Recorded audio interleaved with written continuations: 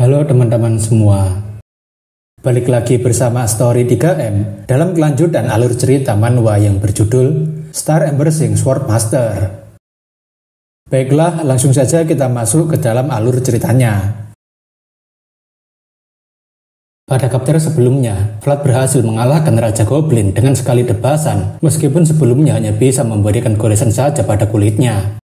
Selain itu, putra kedua dari keluarga bangsawan Bayezid juga mulai penasaran dengan Vlad atau Riemann karena hanya dalam waktu 1 bulan dia sudah bisa menapaki jalan pedang. Setelah perburuannya selesai dan Hobgoblin telah dikalahkan, pasukan tentara bayaran mulai mengambil jarahan yang bisa didapatkan meskipun kebanyakan barang jarahannya tidak terlalu berharga. Seorang pria bernama Gode mengatakan jika kapten sangatlah hebat karena berkat kerja kerasnya hari ini, mereka bisa mendapatkan banyak sekali jarahan, apalagi sampai mengalahkan Hobgoblin. Vlad ingin agar Gode berhenti mengoceh dan memastikan untuk mengurus hasil buruannya, dan Gode mengatakan jika itu sudah pasti, karena takkan ada yang berani mengambil hasil buruan kapten. Gode kemudian menanyakan apakah kapten sudah ada rencana setelah ini, karena sepertinya misinya sudah hampir selesai, dan apakah kapten mau mengambil misi bersama dengannya. Gode yakin jika dengan kemampuan berbadan kapten dan juga dengan otaknya, mereka pasti bisa cepat sukses, tapi Vlad mengatakan jika ia tidak mau bekerja dengan seorang penipu. Gode dengan nada mengancamnya mengatakan jika kapten tidak bisa terus-terusan menggunakan plakat tentara bayaran palsu yang ia gunakan saat ini. Gode memberitahu jika kapten mau bekerja sama dengannya lagi, maka ia akan membantunya untuk mengenalkan seseorang yang ahli dalam memalsukan plakat tentara bayaran. Vlad yang sudah kesal tentunya mengatakan jika Gode harusnya tahu batasannya dan sebaiknya dia segera diam atau seseorang akan segera mati setelah kebanyakan bicara. Gode tahu jika maksud kapten adalah jika Gode harus sadar akan posisinya, namun jika perkataan itu adalah sebuah ancaman, maka kapten akan segan membunuhnya. Gode mengatakan jika ia hanya mencoba mengingatkan demi kebaikan kapten, karena akan sangat disayangkan jika kapten hanya mendapatkan beberapa recehan dengan kemampuannya yang hebat. Vlad mengatakan jika Gode harusnya diam saja dan melanjutkan pembersihannya. Jika tidak mau, maka ia akan melepaskan kepala Gode dari lehernya. Gode yang sadar tentunya tidak ingin terus-terusan berbicara dengan Vlad, dan ia memutuskan untuk segera membereskan hasil buruan milik Vlad. Vlad berpikir mungkin dirinya harus mengurus Gode kapan-kapan, karena dia seperti seorang parasit yang akan selalu mengikutinya kemanapun ia pergi dan mengganggunya. Vlad akhirnya memutuskan untuk pergi dari sana dan memasuki hutan kembali, meskipun saat ini para tentara bayaran sedang sangat sibuk mengumpulkan mayat goblin.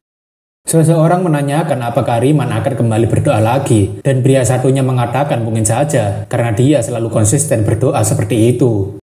Ketika Vlad mulai membungkukkan badannya dan menancapkan pedangnya ke tanah, orang-orang terkagum karena Riemann selalu menyempatkan berdoa dimanapun ia berada. Mereka rasa jika Riemann adalah seorang pria yang sangat keren, bahkan penampilannya mirip seperti seorang bangsawan, dan membuat mereka berpikir jika Vlad mungkin terlahir dari seorang keluarga yang cukup baik. Namun rupanya, Vlad sebenarnya tidak sedang berdoa, melainkan ia cukup kesal dan lelah karena ia tidak bisa mengalahkan Hobgoblin dalam sekali tebasan pertama. Pria misterius mengatakan jika Vlad sungguh bodoh, karena ia sudah bilang bahwa dasar dari one hit one kill adalah elemen kejutan, dan Vlad menanyakan apa maksudnya itu. Pria misterius mengatakan ketika Vlad mulai mengangkat pedangnya, musuh mulai wush, dan saat itulah Vlad langsung wham. Tapi Vlad sendiri tidak tahu maksud perkataan dari pria misterius, bahkan admin sendiri tidak paham.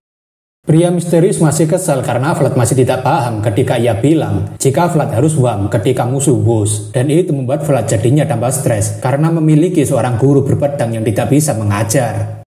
Vlad sendiri sampai saat ini masih bergumam soal wush dan wham yang tidak bisa ia pahami, tapi beberapa tentara bayaran mengira jika Vlad sedang berdoa, dan mereka juga ikutan berdoa bersamanya. Sekarang kita kembali ke base camp keluarga Bayezid, di mana itu adalah markas utama yang disiapkan oleh Joseph agar tentara bayaran bisa bertahan di sini. Vlad yang merasa aneh dengan makanannya menanyakan daging apa yang dimasukkan ke dalam makanan ini karena ia belum pernah melihatnya. Gode mengatakan jika ia tidak tahu dan kebanyakan orang tidak akan peduli karena makanan ini diberikan secara gratis, jadi mereka bisa berhemat dengan makanan seperti ini. Gode mengatakan cukup sulit menemukan atasan yang mau memberikan makanan gratis pada tentara bayaran, dan tentara bayaran lainnya juga setuju karena ini masih mendingan dibandingkan tidak mendapatkan makanan. Vlad kemudian pergi sambil mengatakan jika ia sedang tidak selera makan, jadi semoga mereka menikmati makanannya, dan jika mereka mau, mereka bisa mengambil jatahnya juga. Para tentara bayaran menanyakan apakah Vlad akan menemui pendeta lagi, dan mereka mengiyakan karena Vlad adalah orang yang sangat taat beribadah. Sekarang kita berpindah ke tenda yang dihuni oleh pendeta, di mana pendeta Andreas menyapa Riemann, yang selalu menyempatkan diri beribadah setelah berburu dan mampir ke tendanya. Vlad senang karena pendeta Andreas terlihat baik-baik saja, sambil menanyakan apakah pendeta semalam tidurnya nyenyak, dan pendeta itu mengiyakan. Pendeta sendiri sangat terkagum dengan Riemann karena ia mendengar bahwa semalam Riemann juga masih sempat berdoa meskipun cuacanya sangat dingin. Vlad mengatakan jika ia tidak mungkin merasa kedinginan ketika ia berada di pelukan Tuhan. Namun sebenarnya, Vlad malam itu masih bergelut dengan Hus dan Wam yang dimaksud oleh pria misterius. Andreas senang karena bisa bertemu dengan seorang pemuda yang taat seperti Riemann. Bahkan Andreas rasa jika Riemann lebih mirip seperti seorang pendeta dibandingkan dirinya. Seorang bocah bernama Jean kemudian datang memberitahu jika makanan untuk pendeta sudah disiapkan, dan Andreas berterima kasih karena telah dibantu. Andreas kemudian mengajak agar Riemann makan bersama dengannya karena kebetulan ia sudah sarapan tadi pagi. Tapi Vlad mengatakan jika tujuannya kemari bukan untuk makan, padahal kita tahu bahwa niat sebenarnya Vlad datang kemari adalah untuk makan. Andreas mengatakan jika itu tidak masalah karena ia hanya ingin berbagi sedikit kebahagiaan dengan hamba yang taat beribadah, dan ia mengajak agar mereka berdoa sebelum makan. Vlad dan Jean akhirnya mulai berdoa sebelum makan, namun Andreas sendiri sekarang terlihat sedang mengamati Vlad. Melihat Riemann yang sangat serius berdoa, Andersen terkagum karena Riemann adalah pengikut yang jujur. Bahkan di tengah-tengah tempat kumuh seperti ini, dia tidak kehilangan sedikit pun imannya. Andreas merasa jika dirinya harus membimbing Riemann yang akan selalu mengotori tangannya dengan darah dalam setiap pertempuran, karena mungkin ia akan tersesat suatu hari nanti. Andreas berpikir jika pertemuan dirinya dengan Riemann adalah sebuah takdir yang diberikan Tuhan padanya, jadi ia harus melaksanakannya dengan sepenuh hati. Karena sudah selesai berdoa, Andreas mempersilahkan Riemann untuk langsung makan tanpa sungkan-sungkan, dan Vlad berterima kasih telah diajak makan bersama. Melihat adanya roti gandum hangat yang langka, dan juga sup yang baru saja dimasak, membuat Vlad begitu senang melihatnya karena ini baru bisa disebut sebagai makanan sungguhan, tidak seperti yang tadi. Andreas kemudian ingin membicarakan sesuatu dengan Riemann karena beberapa waktu ini ilmu pedang yang digunakan Riemann sudah mulai dikenal oleh banyak orang. Andreas memang sudah sering mendengar tentang ilmu pedang Riemann, tapi sepertinya Tuan Jagger sudah mulai mendengar rumor soal kemampuan berpedang Riemann. Bahkan 2 hari yang lalu, Andreas memberitahu jika Jagger datang padanya untuk menanyakan sesuatu tentang Riemann, dan Vlad menanyakan apa yang terjadi selanjutnya. Andreas mengatakan jika Riemann adalah seorang yang sangat beriman selain ilmu berpedangnya yang hebat, jadi ia merekomendasikan Riemann pada Jagger. Andreas sendiri sudah tidak sabar menantikan perkembangan Riemann di bawah bimbingan Jagger nantinya, dan itu membuat Vlad jadinya sangat terkejut dengan apa yang barusan dilakukan pendeta. Andreas mengatakan jika keluarga Bayezid adalah keluarga yang berpengaruh di utara, jadi bisa bekerja dengan mereka saja akan membuat kehidupan Vlad menjadi lebih baik dengan lingkungan yang mendukung. Andreas mengatakan tidak perlu berterima kasih padanya karena Riemann memang layak untuk mendapatkan tempat yang lebih baik, tapi wajah Vlad sendiri tampaknya tidak menunjukkan rasa senang.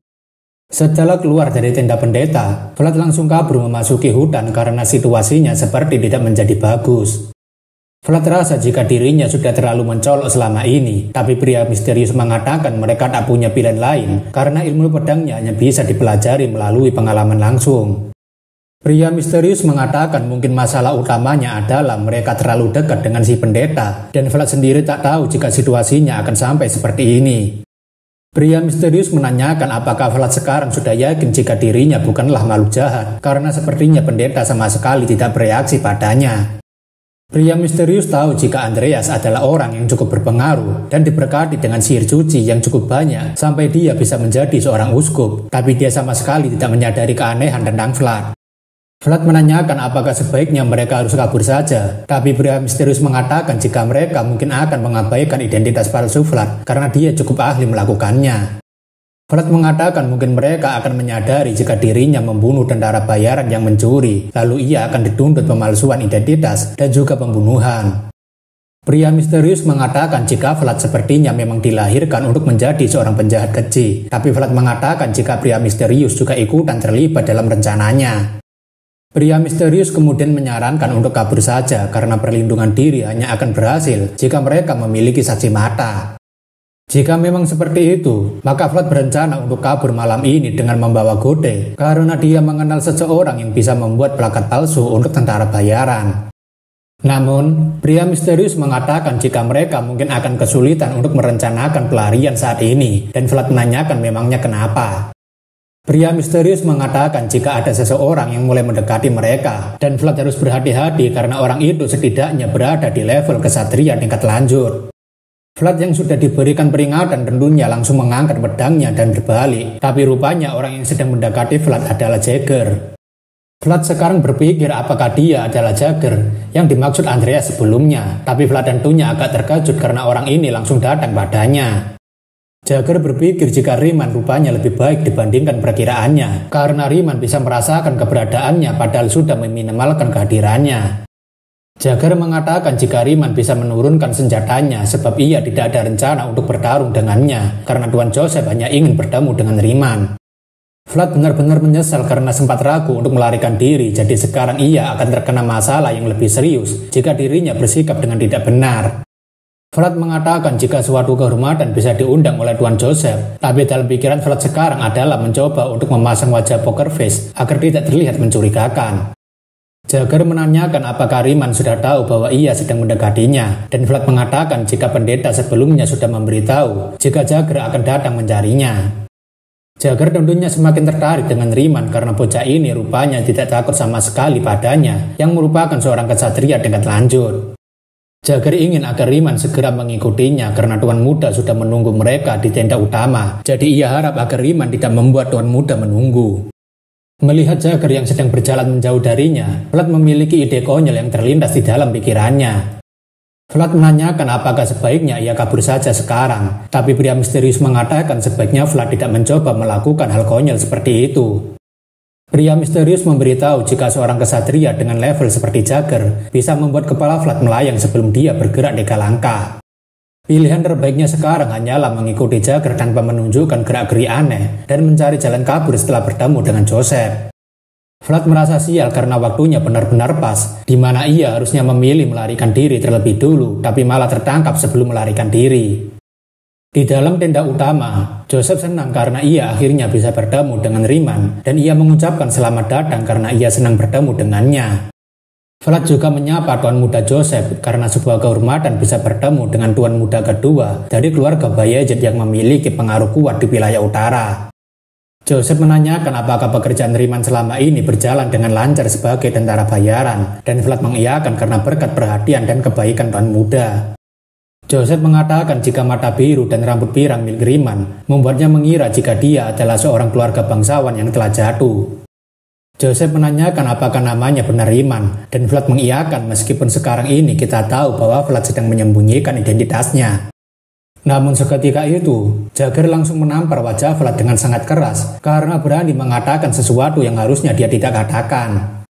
Vlad tentunya heran kenapa Jagger tiba-tiba menamparnya seperti itu, padahal Vlad merasa jika ia tidak melakukan kesalahan apapun dalam ucapannya. Joseph kemudian mengatakan jika harusnya ia memberitahunya terlebih dulu sebelum bertanya, karena ia sangat membenci seseorang yang suka sekali menipu. Joseph memberitahu jika ia sudah mengetahui bahwa dia bukanlah Riemann, melainkan Vlad dari suara, yang artinya Joseph dari awal sudah mengetahui identitas Vlad dan ingin melihat kejujurannya.